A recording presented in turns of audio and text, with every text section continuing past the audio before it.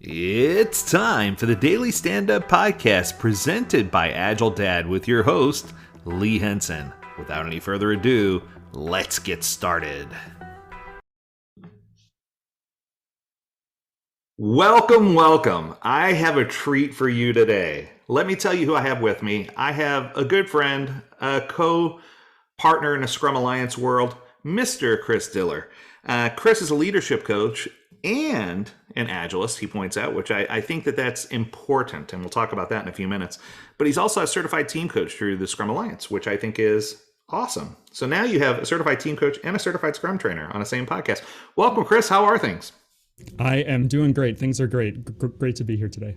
Excellent. So here's what I want to know. So the reason I picked you, or the reason we picked each other, is because I understand that you believe in having fun at work. Where am I going with this? You are a proponent for agile games, for games in an agile environment, yes? Yes, I am. So tell me where this.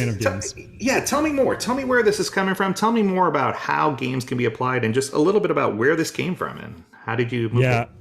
I have been a fan of games my whole life, board games, video games, card games, whatever. If there was a chance to play a game, I was there.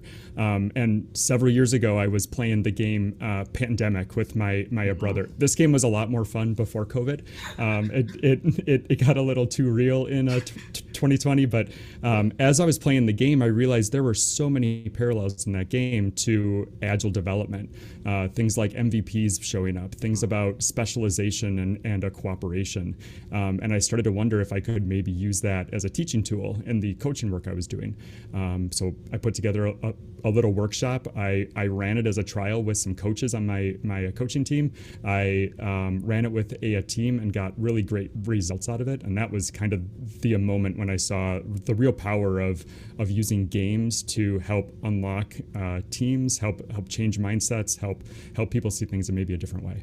Excellent. Now, I remember Pandemic. So I actually played Pandemic as well. And like you said, it got way too real too fast. But one of the things that the company did who built it, this is kind of interesting. I don't know if you knew this, but they flipped it. So now the pandemic was there, and it was your job to try to distribute the cure worldwide to solve the pandemic. So they actually flipped the game as a result of COVID, which I thought was really, really interesting because no one saw that coming. And while I'm on that topic, let's talk about people who see things coming. So I'm speaking from personal experience. I've done a lot of coaching within organizations. And one of the things that I see is a lot of times I'll engage with people and they'll say, if I have to play that stupid sailboat retrospective game one more time, it's just, they're so used to being burnt out because someone will go to a training and they'll say, hey, I learned this one game, and they'll try to just shoehorn it into every single thing they do. And it winds up being a bad experience. So my second question for you is this. If I were either new to gamification or if I have been burnt out by something that was already existing inside of my organization, what is a real low bar entry? What is something that's a good first attempt? If I wanted to, for example, give me an example of a game that someone could try, first attempt in their organization to help them with, I don't know, anything, better communication. Just where would you say is a good entry point for someone who wants to introduce this into their Agile framework? Yeah, great question. One of my favorite games, I've run this one dozens of times in Agile 101s within the organization I'm at, and it's always a hit. And it's called the ballpoint game. Many of you have probably played it before. It's definitely present in some of the Scrum training that happens. But the premise of the game is that you have a number of balls. I've seen it done with tennis balls. I like the ping pong size, and they're foam balls instead, and they bounce a little bit, but not super noisy, not all over the place. And the rule is that you have to pass the ball to everyone on the team. You can't pass it to someone next to you. The ball must have some airtime as it's traveling. And your goal is how many times can you make a ball go through everyone on the team within 2 minutes. And you do it in several iterations. And so there's a little bit of time in between for the team to do a retro and talk about what's working, what's not working, how do we want to work differently. And invariably there is learning, there's laughter, there's fun, there's all kinds of stuff. And I think what the real magic is of playing a game in an environment like that is the debrief afterwards. Having a skilled facilitator come in and actually talk people through what did you learn? How does this apply to the topic that we're here for today?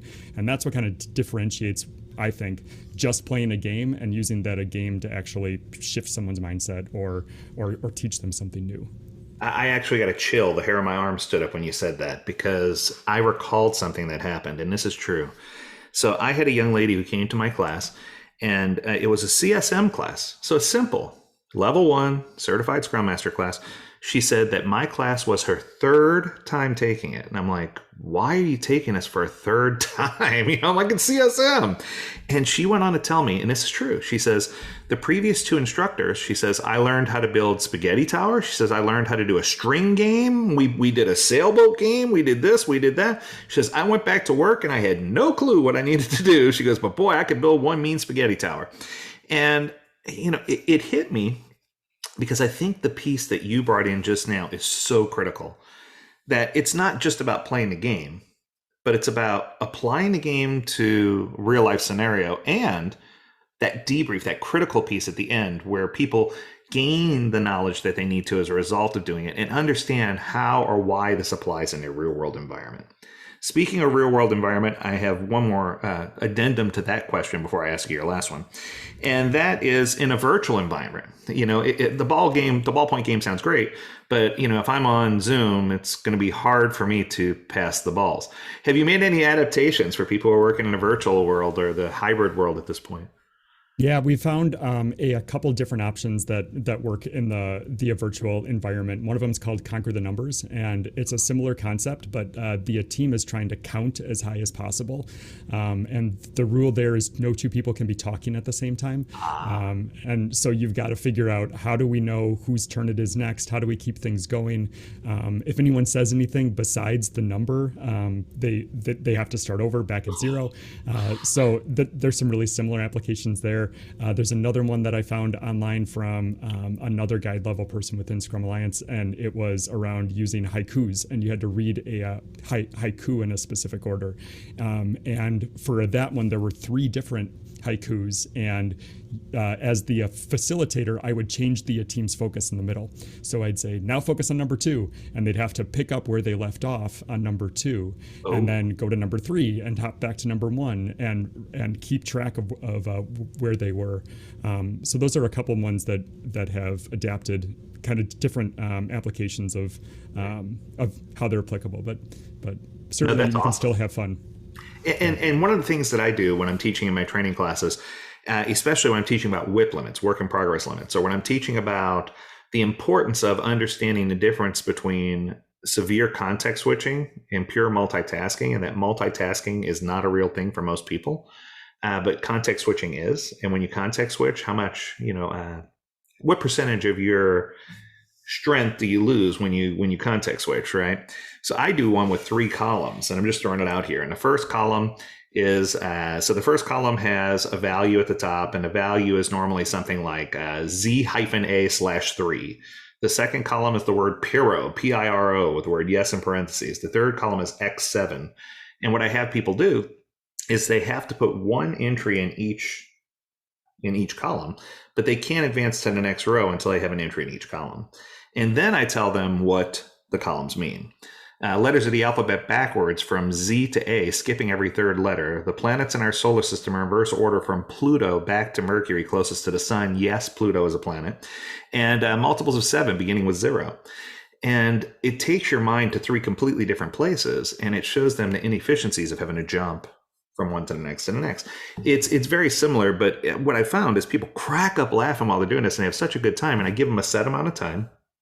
Then we come back later, like the next day or at the end of day 1, and we do the same exact exercise, but I don't tell them that the column headers mean the same thing. I say, we're going to use the same headers, but I'm not going to tell you what they mean. They may mean something completely different. So that way it's out of their mind. And then what I tell them is, this time I want you to do as many as you can in the first column, then the second, then the third, but don't jump from one column to the next. The second you move, continue in that column. Don't leave until you've exhausted the first column, then go to the second column, then go to the third. And what we find is, and in that one, by the way, I give them half the time that I gave them initially. And they usually finish about twice as many the second time as they do the first time. And it's just a real eye opener to see that when you're focused and dedicated and limited your WIP, that you can get more done as opposed to constantly context switching.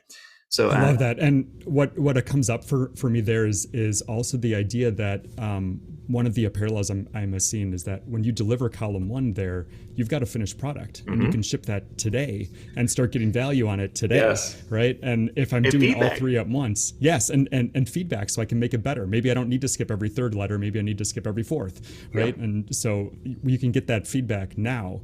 And the other way of context switching constantly, you're not getting any of that value until everything's done. Everything's done. And it's all at the end. And so there's value in focusing and getting something out now. And then the other aha moment, just so you know, Chris, which is fun, and you can feel free to steal this one if you'd like, just give me credit. No, but the other thing that I do at the end is I show them quality. So then I ask them to check their sheets. And the quality from them jumping all over the place is poor. They often miss letters. They have things, the planets are out of order. When I have them just do one column at a time, the quality's perfect.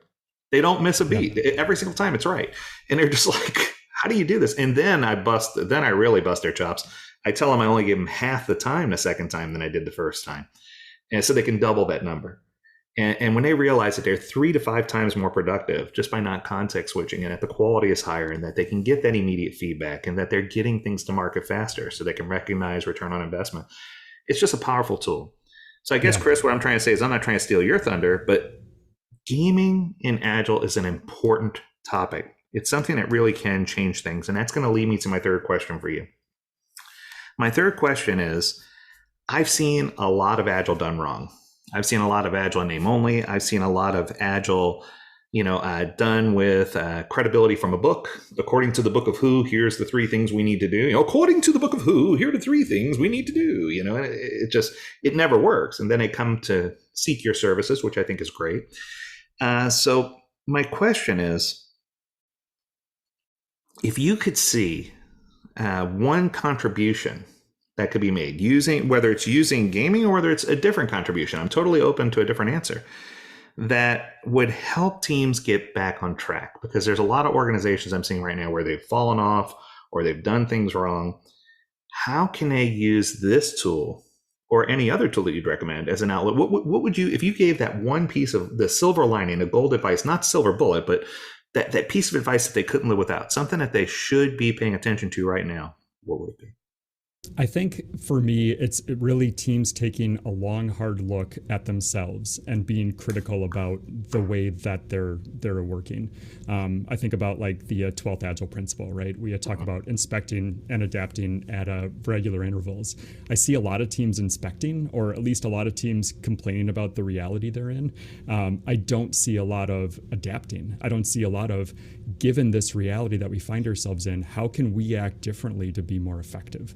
And that's where I focus a lot of my coaching. I think games have a role there. I think games allow us to kind of see those patterns that exist in our work through the lens of a game, and it can provide a little bit of clarity. Your example there, talking about context switching. We do that constantly, and we can intuitively know that if we didn't do that, we would be more effective. Through that simple game you described, you can see it very plainly how much more effective you would be by being focused. And so that can kind of provide a lens by which teams can then go and look, where are we context switching? Where are we, doing things that aren't effective? How might we change our behaviors in order to get better results, better outcomes? Chris, I love that answer. That was perfect. I think the way that I call it, or the term that I use, is I call it a wine and cheese party. Except for the problem is people like to bring all the wine. They'll whine all day long, but nobody likes to bring the cheese. Totally. And I think that this is, the way that you're presenting this, what you're offering to help people with is you're offering a service that brings them the cheese. It explains to them that, hey, whining is not a bad thing if you have some type of formidable solution or proposed solution or something that you could bring to the table to have an open and honest conversation. The problem is more organizations struggle with that concept because they don't know how to have that conversation. And the game can really be a tool that they can use to have this open and honest communication. Absolutely. You know what, Chris? It has been nothing less than a pleasure having you on here. And I'm telling you now, this guy knows his stuff. So where can people find you? Do you have a website? Do you have other places? How can people locate you if they want to contact you and secure your services? Because I can tell you it's going to be worth every penny. Yeah, I'm on LinkedIn. That's the easiest place to find me. If you do reach out on LinkedIn, I would love if you would kind of reference this podcast as being where you heard me.